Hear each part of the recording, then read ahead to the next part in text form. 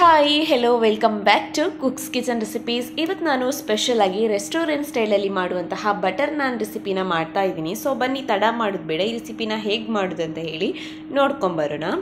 ಇವಾಗ ನಾನಿಲ್ಲಿ ಒಂದು ಬೌಲ್ಗೆ 2.5 ಕಪ್ ಆಗುವಷ್ಟು ಮೈದಾ ಹುಡಿನ ತೆಗೆದುಕೊಂಡಿದ್ದೀನಿ. ನಾನಿಲ್ಲಿ 2.5 ಕಪ್ ಮೈದಾ ಹುಡಿಯಲ್ಲಿ 6 ಬಟರ್ ನಾನ್ ರೆಸಿಪಿನ ಮಾಡ್ತಾ ಇದ್ದೀನಿ. ಇವಾಗ ಇದಕ್ಕೆ ನಾನು ನೋಡಿ 1 ಚಮಚ ಆಗುವಷ್ಟು ಬೇಕಿಂಗ್ ಪೌಡರ್ನ ಯೂಸ್ ಮಾಡ್ತಾ ಇದ್ದೀನಿ. ನಂತರ ಇದಕ್ಕೆ ನಾನು ಸ್ವಲ್ಪ ಅರ್ಧ ಚಮಚ ಆಗುವಷ್ಟು ಬೇಕಿಂಗ್ ಸೋಡಾ, ನಂತರ ರುಚಿಗೆ ತಕ್ಕಷ್ಟು ಉಪ್ಪು, ನಂತರ 2 ಚಮಚ ಆಗುವಷ್ಟು ಇಲ್ಲಿ ನಾನು ಮೊಸರನ್ನು ಹಾಕ್ತಾ ಇದ್ದೀನಿ. ನಂತರ ಇಲ್ಲಿ ನೋಡಿ 1 ಚಮಚ ಆಗುವಷ್ಟು ನಾನಿಲ್ಲಿ ತೆಂಗಿನ ಎಣ್ಣೆಯನ್ನು ಯೂಸ್ ಮಾಡ್ತಾ ಇದ್ದೀನಿ.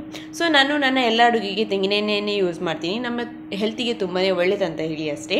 ಇವಾಗ ಇದನ್ನು ಚೆನ್ನಾಗಿ ನಾವು ಮಿಕ್ಸ್ ಮಾಡ್ಕೋಬೇಕು.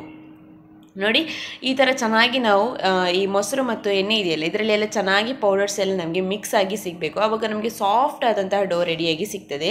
ಇವಾಗ ಮಿಕ್ಸ್ ಮಾಡಿ ಆದ ನಂತರ ಸ್ವಲ್ಪನೇ ನೀರನ್ನು ಹಾಕ್ಕೊಂಡು ಚೆನ್ನಾಗಿ ಇದನ್ನು ಈ ರೀತಿ ಕಲಸ್ಕೋಬೇಕು. ಒಮ್ಮೆಲೆ ಹಾಕಿ ಇದನ್ನು ಕಲಸ್ಕೋಬಾರ್ದು. ಸ್ವಲ್ಪನೇ ನೀರನ್ನು ಹಾಕಿ ನಾವು ಚಪಾತಿ ಹಿಟ್ಟೆಲ್ಲ ಕಲಿಸ್ತೀವಲ್ಲ ಅದಕ್ಕಿಂತ ಸ್ವಲ್ಪ ಸಾಫ್ಟಾಗಿ ನಾವು ಈ ಹಿಟ್ಟನ್ನು ಕಲಸ್ಕೋಬೇಕು. ಸೊ ನೋಡಿದ್ರಲ್ಲ, ಇವಾಗ ಚೆನ್ನಾಗಿ ನಾನು ಡೋನ ರೆಡಿ ಮಾಡಿಟ್ಕೊಂಡೆ. ಸ್ವಲ್ಪ ಇದರ ಮೇಲ್ಗಡೆಗೆ ಸ್ವಲ್ಪ ಕೋಕೋನಟ್ ಆಯಿಲ್ನ ಈ ರೀತಿ ಸ್ಪ್ರೆಡ್ ಮಾಡಿಕೊಂಡು ಇವಾಗ ಏನು ಮಾಡಬೇಕಂದ್ರೆ ಇದನ್ನು ಲಿಡ್ನ ಕ್ಲೋಸ್ ಮಾಡಿ 1-2 ಗಂಟೆ ತನಕ ಆದರೂ ಇದನ್ನು ನಾವು ಈ ರೀತಿ ಲಿಡ್ನ ಕ್ಲೋಸ್ ಮಾಡಿ ಇಟ್ಕೋಬೇಕು.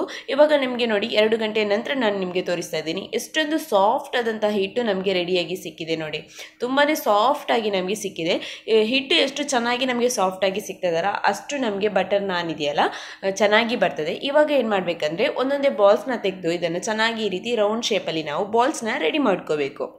ಇಲ್ಲಿ ನಾನು 2.5 ಕಪ್ ಮೈದಾ ಹಿಟ್ಟು ತೆಗೆದುಕೊಂಡಿದ್ದೇನಲ್ಲ ಇದರಲ್ಲಿ ನಾನು ಇವಾಗ ಟೋಟಲ್ ಆಗಿ ನೋಡಿ 6 ಬಾಲ್ಸ್ನ ರೆಡಿ ಮಾಡಿ ಇಟ್ಕೊಂಡಿದ್ದೀನಿ. ಸೊ ಇವಾಗ ಈ ಬಾಲ್ಸ್ ಎಲ್ಲ ರೆಡಿ ಆಗಿದ್ದಾರ. ನೆಕ್ಸ್ಟ್ ಇವಾಗ ನಾವು ಒಂದು ಕೌಂಟರ್ ಟಾಪಿಗೆ ಸ್ವಲ್ಪ ಮೈದಾ ಹುಡಿಯನ್ನು ಈ ರೀತಿ ಸ್ಪ್ರೆಡ್ ಮಾಡಿಕೊಂಡು ಈ ರೀತಿ ರಟ್ಟಣಿಗೆಯಲ್ಲಿ ಲಟ್ಟಿಸ್ಕೋಬೇಕು.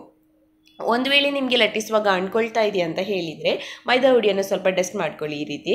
ನಂತರ ಏನು ಗೊತ್ತಾ, ನಾವು ಇವನ್ನ ಮಾಡುವಾಗ ತುಂಬ ದಪ್ಪ ಕೂಡ ಆಗಬಾರ್ದು, ತುಂಬ ತೆಳುವಾಗಿ ಕೂಡ ಆಗಬಾರ್ದು.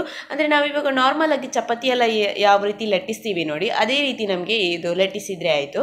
ನಂತರ ಇದಕ್ಕೆ ನಾನು ಕಾಂಬಿನೇಷನ್ ಆಗಿ ಪನ್ನೀರ್ ಬಟರ್ ಮಸಾಲ ರೆಸಿಪಿನೂ ಕೂಡ ಮಾಡಿದ್ದೀನಿ. ಅದ್ಭುತವಾದ ರುಚಿಯಲ್ಲಿ ನಮಗೆ ಫಟ ಅಂತ ಹೇಳಿ ಅದನ್ನು ಮಾಡಿ ಮುಗಿಸ್ಬೋದು. ಇದಕ್ಕೆ ಒಂದು ಒಳ್ಳೆ ಕಾಂಬಿನೇಷನ್ ಅಂತಲೇ ಹೇಳ್ಬೋದು.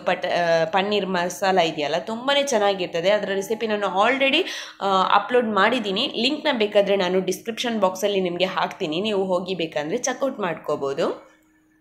ಇವಾಗ ನೋಡಿ, ಇವಾಗ ಈ ನಾನ್ ಇದೆಯಲ್ಲ ನಮಗೆ ಬೇಕಂದರೆ ರೌಂಡ್ ಶೇಪಲ್ಲಿ ಕೂಡ ಮಾಡ್ಕೋಬೋದು.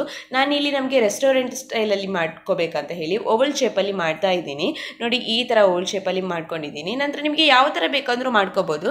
ನಂತರ ಇದರ ಮೇಲ್ಗಡೆಗೆ ನಾನು ಕಪ್ಪು ಎಳ್ಳು ಇದೆಯಲ್ಲ ಅದನ್ನು ಹಾಕ್ತಾ ಇದ್ದೀನಿ. ನೋಡಿ ಎಳ್ಳು ಹಾಕಿದ ನಂತರ ಅದರ ಮೇಲ್ಗಡೆಗೆ ಸ್ವಲ್ಪ ನಾನು ಕೊತ್ತಂಬರಿ ಸೊಪ್ಪನ್ನು ಹಾಕ್ತಾ ಇದ್ದೀನಿ. ನಮಗೆ ರೆಸ್ಟೋರೆಂಟಲ್ಲಿ ಎಲ್ಲ ಈ ಥರನೇ ಮಾಡಿಕೊಡ್ತಾರೆ, ನೋಡಿದ್ರಲ್ಲ ನೀವು. ಸೊ ಇವಾಗ ಲಟ್ಟಣಿಗೆಯಲ್ಲಿ ಸ್ವಲ್ಪ ಈ ಥರ ನೋಡಿ ಲಟ್ಟಿಸ್ಕೋಬೇಕು. ಆವಾಗಲೇ ಅದು ಏನಾಗ್ತದೆ ಅಂತ ಹೇಳಿದರೆ ಹಿಟ್ಟಿಗೆ ಚೆನ್ನಾಗಿ ಅಂಟ್ಕೊಳ್ತದೆ, ನಮಗೇನು ಅದು ಕೆಳಗೆ ಬೀಳುವುದಿಲ್ಲ.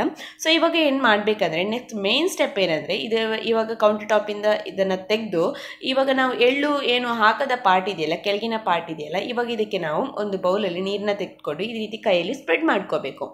ನಾನಿಲ್ಲಿ ನಿಮಗೆ 2 ಮೆಥಡಲ್ಲಿ ತೋರಿಸ್ತೀನಿ. ನಮಗೆ ಇವಾಗ ಸ್ವಲ್ಪ ಜಾಸ್ತಿ ನೀರು ಹಾಕದೆ ಸ್ವಲ್ಪ ನೀರು ಹಾಕಿ ಕೂಡ ಇದನ್ನು ಯಾವ ರೀತಿ ಕುಕ್ ಮಾಡ್ಕೋಬೋದು, ಅಥವಾ ಈ ಥರ ಜಾಸ್ತಿ ನೀರು ಹಾಕಿ ನಮಗೆ ಕ್ವಿಕ್ಕಾಗಿ ಯಾವ ಥರ ಇದನ್ನು ಮಾಡ್ಕೋಬೋದು ಅಂತ ಹೇಳಿ ಪ್ಯಾನಲ್ಲಿ. ಇವಾಗ ಇದನ್ನು ಡೈರೆಕ್ಟಾಗಿ ನೀರು ಹಾಕಿದ ನಂತರ ಈ ರೀತಿ ಪ್ಯಾನ್ಗೆ ಹಾಕ್ಕೋಬೇಕು. ಹಾಕಿದ ನಂತರ ಸ್ವಲ್ಪ ಹೊತ್ತಲ್ಲೇ ಏನು ಗೊತ್ತಾ, ನೋಡಿ ಇಲ್ಲಿ ಈ ರೀತಿ ಬಬಲ್ಸ್ ಬರಲಿಕ್ಕೆ ಎಲ್ಲ ಸ್ಟಾರ್ಟ್ ಆಗ್ತದೆ. ನೋಡಿ ಈ ರೀತಿ ಚಿಕ್ಕ ಬಬಲ್ಸ್ ಎಲ್ಲ ಬರಲಿಕ್ಕೆ ಸ್ಟಾರ್ಟ್ ಆಗಿದೆಯಲ್ಲ ಇಲ್ಲಿ ಎಲ್ಲ ಈ ಥರ ಬರಲಿಕ್ಕೆ ಸ್ಟಾರ್ಟ್ ಆಗ್ತದೆ ನಮಗೆ. ಆವಾಗ ನಮಗೆ ಪರ್ಫೆಕ್ಟ್ ಆದಂತಹ ರೆಸ್ಟೋರೆಂಟಲ್ಲಿ ಸಿಗುವಂತಹ ನಾನೇ ನಮಗೆ ರೆಡಿಯಾಗಿ ಸಿಗ್ತದೆ. ಇವಾಗ ನೋಡಿ ಬಬಲ್ಸ್ ಎಲ್ಲ ಸ್ವಲ್ಪ ದೊಡ್ಡ ಬಬಲ್ಸ್ ಎಲ್ಲ ಬರಲಿಕ್ಕೆ ಸ್ಟಾರ್ಟ್ ಆಯ್ತಲ್ಲ, ಸ್ವಲ್ಪ ಹೊತ್ತಲ್ಲಿ ಇದು ಬೇಗನೆ ನಮಗೆ ಕುಕ್ ಆಗಿ ಸಿಗ್ತದೆ. ಈ ಥರ ಬಬಲ್ಸ್ ಎಲ್ಲ ಬರಲಿಕ್ಕೆ ಸ್ಟಾರ್ಟ್ ಆಗ್ತದಲ್ಲ ಆವಾಗ ಕೆಳಗಿನ ಬದಿ ಇದೆಯಲ್ಲ ನಮಗೆ ಚೆನ್ನಾಗಿ ಕುಕ್ ಆಗಿ ಸಿಗ್ತದೆ. ನೋಡಿ ಯಾವ ರೀತಿ ಬಂದಿದೆ ಅಂತ ಹೇಳಿ. ಇವಾಗ ಇದನ್ನು 2 ಬದಿ ಕೂಡ ನಾನು ಚೆನ್ನಾಗಿ ಕುಕ್ ಮಾಡಿ ನಿಮಗೆ ತೋರಿಸ್ತೀನಿ ಯಾವ ರೀತಿಯೆಲ್ಲ ನಮಗೆ ಯಾವ ಮೆಥಡಲ್ಲಿ ನಾವು ಮಾಡ್ಕೋಬೋದು ಅಂತ ಹೇಳಿ. ಇವಾಗ ನೋಡಿದ್ರೆಲ್ಲ ಚೆನ್ನಾಗಿ ಕೆಳಗಿನ ಭಾಗ ಕುಕ್ ಆಗಿದೆ. ಇವಾಗ ಏನು ಮಾಡಬೇಕಂದ್ರೆ ಈ ತವಾನ ನಾವು ಉಲ್ಟ ಈ ರೀತಿ ಮಗುಚಿ ಹಾಕ್ಕೋಬೇಕು. ನೋಡಿ ಈ ರೀತಿ ಮಗುಚಿ ಹಾಕಿದಾಗ ಈ ಬದಿ ಕೂಡ ನಮಗೆ ಚೆನ್ನಾಗಿ ಕುಕ್ ಆಗಿ ಸಿಗ್ತದೆ. ನಮಗೆ ಪ್ಯಾನಿಂದ ಬಿಟ್ಟು ಹೋಗೋದು ಆ ಥರ ಏನೂ ಇಲ್ಲ. ಚೆನ್ನಾಗಿ ನೀರನ್ನು ಹಾಕಿದರೆ ಈ ಥರ ಪ್ಯಾನಿಂದ ನಾವು ಬಿಟ್ಟು ಹೋಗೋದಿಲ್ಲ, ಅದು ಪ್ಯಾನ್ಗೆ ಅಂಟ್ಕೊಂಡಿರ್ತದೆ. ಆವಾಗ ಏನಾಗ್ತದೆ ಅಂತ ಹೇಳಿದರೆ ಚೆನ್ನಾಗಿ ಕೆಳಗಿನ ಭಾಗ ಕೂಡ ಕುಕ್ ಆಗಿ ನಮಗೆ ಸಿಗ್ತದೆ. 2 ಎರಡು ಬದಿ ಕುಕ್ ಆದ ನಂತರ ಅದು ಪ್ಯಾನಿಂದ ಕೆಳಗೆ ಎದ್ದೇಳಲಿಕ್ಕೆ ಸ್ಟಾರ್ಟ್ ಆಗ್ತದೆ. ನಮಗೆ ಇದನ್ನು ತೆಗಿಲಿಕ್ಕೆ ಯಾವುದೇ ಕಷ್ಟ ಏನೂ ಇಲ್ಲ. ನೋಡಿ ಈ ರೀತಿ ಸ್ವಲ್ಪ ಆಚೆ ಈಚೆ ಮಾಡಿ ಎಲ್ಲ ಬದಿನೂ ಕೂಡ ಈ ರೀತಿ ಕುಕ್ ಮಾಡ್ಕೋಬೇಕು. ಸೊ ಈ ಥರ ಎರಡು ಬದಿ ಕುಕ್ ಮಾಡುವಾಗ ಚೆನ್ನಾಗಿ ಅದು ಕೂಡ ಈ ರೀತಿ ಉಬ್ಬಿ ಬರಲಿಕ್ಕೆ ಸ್ಟಾರ್ಟ್ ಆಗ್ತದೆ. ನೋಡಿ ಚೆನ್ನಾಗಿ ಯಾವ ರೀತಿ ಬಂದಿದೆ ಅಂತ ಹೇಳಿ. ಇವಾಗ ನೋಡಿ ನಾನು ನಿಮಗೆ ತೋರಿಸ್ತೀನಿ. ನಂತರ ಇವಾಗ ಇದನ್ನು ಮತ್ತೆ ಈ ರೀತಿ ಮಾಡಿಕೊಂಡು ಇದರ ಮೇಲ್ಗಡೆಗೆ ನಮಗೆ ಬೇಕಂದರೆ ನೋಡಿ ಯಾವ ರೀತಿ ಎದ್ದೇಳಿ ಬರ್ತದೆ ಅಂತ ಹೇಳಿ ನೋಡಿದ್ರಲ್ಲ, ಇದರ ಮೇಲ್ಗಡೆಗೆ ಸ್ವಲ್ಪ ಶೈನಿಂಗ್ ಆಗ್ಲಿಕ್ಕಾಗು ನಮಗೆ ರೆಸ್ಟೋರೆಂಟ್ ಎಲ್ಲ ಈ ಥರ ಬಟರ್ ಎಲ್ಲ ಹಾಕಿ ಕೊಡ್ತಾರಲ್ಲ, ನೋಡಿ ಈ ಥರ ಇದಕ್ಕೆ ಬಟರ್ನ ನಾವು ಸ್ಪ್ರೆಡ್ ಮಾಡ್ಕೋಬೇಕು. ನಿಮಗೆ ಮೆಲ್ಟ್ ಮಾಡಿ ಕೂಡ ಹಾಕೋಬೋದು. ನಾನು ಇದನ್ನು ಮೆಲ್ಟ್ ಮಾಡಲಿಲ್ಲ, ಈ ಥರ ಇದಕ್ಕೆ ಬಿಸಿ ಇರುವಾಗಲೇ ಹಾಕ್ತಾ ಇದ್ದೀನಿ. ಇವಾಗ ಇದು ತುಂಬಾ ಚೆನ್ನಾಗಿರ್ತದೆ, ಈ ಥರ ಬಟರ್ ಎಲ್ಲ ಹಾಕಿ ಮಾಡಿದರೆ ತುಂಬಾ ಚೆನ್ನಾಗಿರ್ತದೆ. ನಂತರ ಇವಾಗ ಇನ್ನೊಂದು ಮೆಥಡ್ ಹೇಳ್ತೀನಿ. ಇವಾಗ ನೋಡಿ ತವಾದಿಂದ ತೆಗೆದು ಕೌಂಟರ್ ಟಾಪ್ಗೆ ಡೈರೆಕ್ಟಾಗಿ ಈ ಥರ ನಾವು ಹಾಕ್ಕೋಬೋದು. ಈ ಥರ ಹಾಕಿ ಕೂಡ ಎರಡು ಬದಿ ಕೂಡ ನಾವು ಫ್ರೈ ಮಾಡ್ಕೋಬೋದು. ಮತ್ತೇನು ವಿಷಯ ಗೊತ್ತಾ, ಈ ಥರ ನಾವು ಒಂದು ಬದಿಯನ್ನು ನಾವು ತವಾದಲ್ಲೇ ಬಿಸಿ ಮಾಡಿ ನಂತರ ಅದನ್ನು ತವಾದಿಂದ ತೆಗೆದು ಈ ಥರ ಮಾಡುವಂಥದ್ದು. ಡೈರೆಕ್ಟಾಗಿ ನಾವು ಗ್ಯಾಸ್ ಕೌಂಟರ್ ಟಾಪ್ ಮೇಲೆ ಹಾಕ್ಕೋಬಾರ್ದು. ಹಿಟ್ಟನ್ನು ಒಂದು ಬದಿ ತವಾದಲ್ಲಿ ಫ್ರೈ ಆದ ನಂತರ ಈ ಥರ ಮಾಡ್ಕೋಬೇಕು. ಅಂದರೆ ನಾವು ನೀರು ಸ್ವಲ್ಪ ಕಮ್ಮಿ ಹಾಕಿದರೆ ನಮಗೆ ಬೇಗನೆ ಇದು ತೆಗಿಲಿಕ್ಕೆ ಸಿಗ್ತದೆ. ಈ ಥರ ಮಾತ್ರ ಗ್ಯಾಸ್ ಕೌಂಟರ್ ಟಾಪಲ್ಲಿ ಮಾಡ್ಕೋಬೇಕು, ತವಾಗೆ ಅಂಟ್ಕೊಳ್ಳೋದಿಲ್ಲ. ಒಂದು ವೇಳೆ ನಾವು ನೀರನ್ನು ಜಾಸ್ತಿ ಹಾಕಿ ಮಾಡಿದರೆ ತವಕ್ಕೆ ಅಂಟ್ಕೊಂಡು ನಮಗೆ ಚೆನ್ನಾಗಿ ಈಸಿಯಾಗಿ ಕೂಡ ಮತ್ತೆ ತೆಗಿಲಿಕ್ಕೆ ಎರಡು ಬದಿ ಚೆನ್ನಾಗಿ ಫ್ರೈ ಆಗಿ ಕೂಡ ಸಿಗ್ತದೆ. ಸೊ ನೋಡಿದ್ರಲ್ಲ, ಇದಾಗಿತ್ತು ಇವತ್ತಿನ ಸ್ಪೆಷಲ್ ವಿಡಿಯೋ. ಸೊ ವಿಡಿಯೋ ಇಷ್ಟ ಆದರೆ ಪ್ಲೀಸ್ ವಿಡಿಯೋಗೊಂದು ಲೈಕ್ನ ಮಾಡಿ ಹಾಗೂ ನನ್ನ ಚಾನಲನ್ನು ಸಬ್ಸ್ಕ್ರೈಬ್ ಮಾಡ್ಕೊಳ್ಳಿ.